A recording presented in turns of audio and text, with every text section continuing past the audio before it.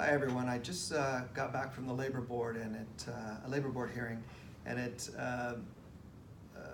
compelled me to make this video because of the problems that we had there. So a client that had a maintenance company, and he had a separate truck where he was having one of his employees that was a supervisor, well, supposed to be a supervisor anyway, doing other jobs. It was two trucks, one truck doing some of the maintenance, another truck doing maintenance somewhere else.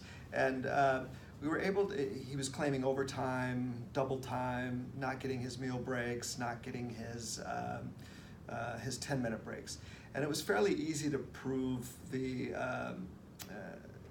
that he didn't do any overtime or any double time because it's just simple math. However, we ran into a problem with meal breaks and 10-minute breaks, and it just made me think of how important it is for employers to make sure that they're tracking all of this stuff. Because he basically just said, I wasn't allowed to take any of my meal or 10-minute breaks, and said it was the owner of the company that didn't allow it.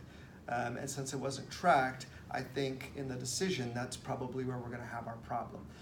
So it's really important, first of all, to have a policy specifically for meal breaks and specifically for the 10-minute breaks in California, and then a way to log them. Either you keep track of them with a punch in, punch out type of system, and not for the 10-minute breaks, but for the lunch breaks, a punch in, punch out system.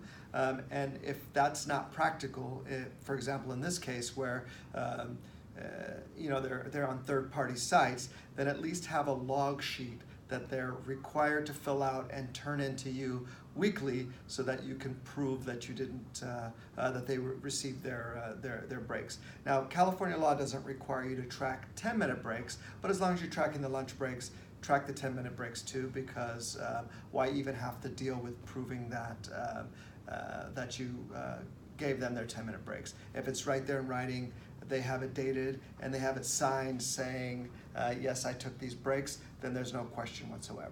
So hopefully the labor board will rule in our favor, but if they don't, it could potentially be quite a bit of liability when you're talking about 3 years of employment, and this guy claiming that he didn't have a single lunch break or a single 10-minute break in the 3 years that he worked.